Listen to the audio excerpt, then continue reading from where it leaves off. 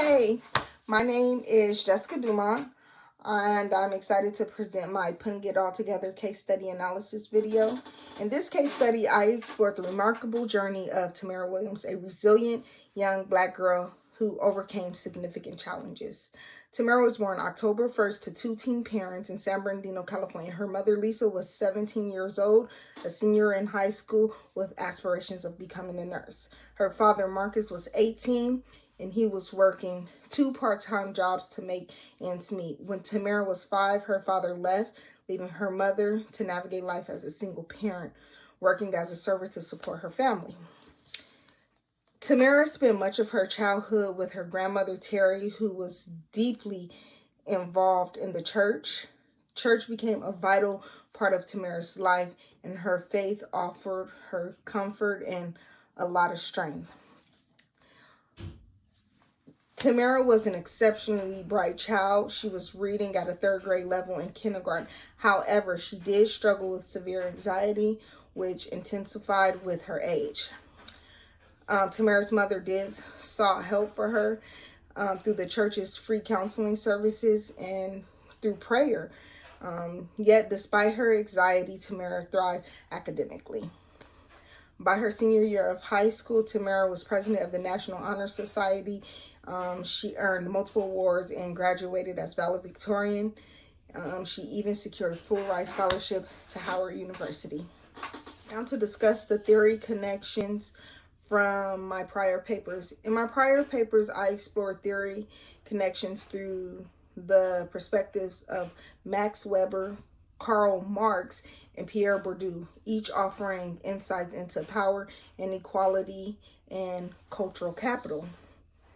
In week 3 of my paper, Power versus Oppression, I analyzed the treatment of essential workers during the COVID-19 pandemic through Marx's critique of capitalism.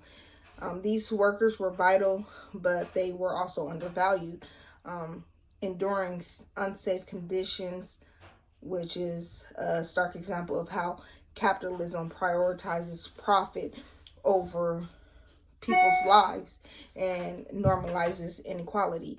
Weber's theory of bureaucracy added depth in illustrating how rigid systems often fail to address urgent needs, perpetuating inefficiency and also inequality. In my week 4 paper, Cultural Capital, I utilized Bourdieu's framework to explore luxury goods like designer handbags as symbols of class distinction. Bourdieu's concept highlights how these items signify more than wealth. They represent like a social status, reflecting the unequal access to cultural capital that shapes opportunities in things like education and careers.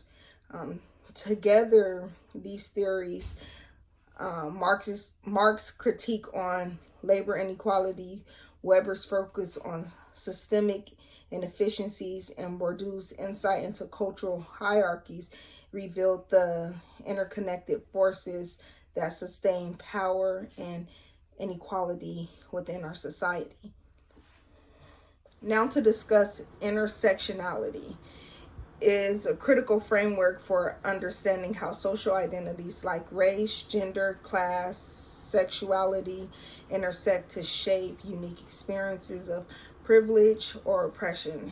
It reminds us that no single category defines a person, as people live at the crossroads of multiple social structures that influence their opportunities, treatment, as well as their outcomes. In week 3, my paper, Power versus Oppression, examined the compound risks marginalized workers face during the COVID-19 pandemic. Essential workers, often from lower income and minority backgrounds, suffer greater economic and health vulnerabilities. And I can testify to that because my role as a warehouse manager revealed a lot of class-based disparities, because we as managers experience fewer hardships compared to the frontline workers. And week 4 of my paper, Cultural Capital, showed how luxury goods perpetuate class distinctions and impact marginalized groups. Items like designer bags signify both like cultural and economic capital, creating pressures tied to race, class, gender. Those from lower class face exclusion in systems that value such items like that, and people that are within like a social status of that sort, like, you know, people that live in like Calabasas.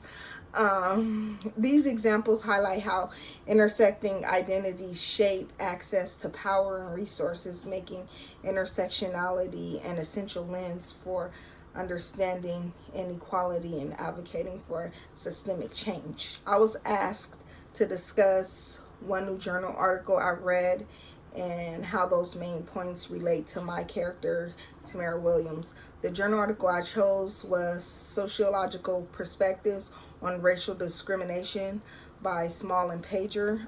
It explores how racial discrimination limits access to education, labor opportunities, and social mobility through both overt and subtle forms of systemic racism. These barriers not only hinder advancement, but also takes a serious toll on emotional well-being.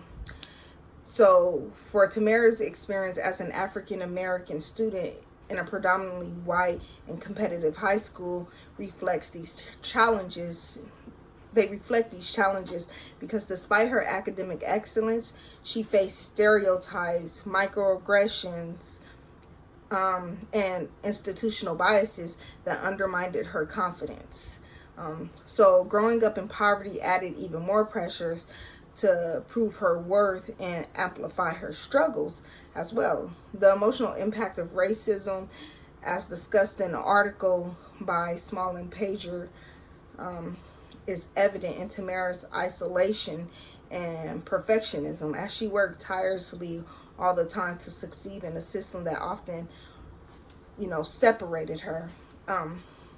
So her story highlights the resilience of students of color, but also underscores the need for systemic reforms to create equitable opportunities for support. If I were going to describe the most valuable lesson that I've learned from the case study assignment, I would say the most valuable lesson I learned from the case study assignment is how social theory not only helps to better understand an individual's experience, but also provides deeper insight into broader social dynamics, including issues such as racism, gender, inequality, and also the intersectionality of identity. When it comes to intellectual foundations of social theory, analyzing Tamara's experience revealed to me how foundational theories on race, power, and identity explain systemic disadvantages, particularly regarding systemic racism in education. So also when it comes to like social theory and movements, Tamara's her challenges connect to movements advocating for racial and gender equity, which draw on social theories to challenge power structures that disadvantage students of color. So this assignment really showed how applying social theory to real life situations enhances comprehension of societal issues and provides insights for fostering equity. So, yes.